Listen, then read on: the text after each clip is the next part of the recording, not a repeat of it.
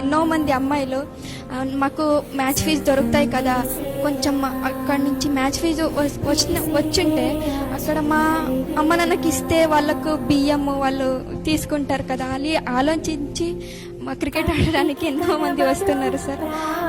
ఖచ్చితంగా మీరు హెల్ప్ చేస్తారని నిజంగా నేను అనుకుంటున్నాను సార్. ఖచ్చితంగా చేస్తారు మీరు. నేను చూస్తుంటాను సార్, మీ సోషల్ మీడియా నేను ఎక్కువ ఫాలో అవుతుంటాను మీది.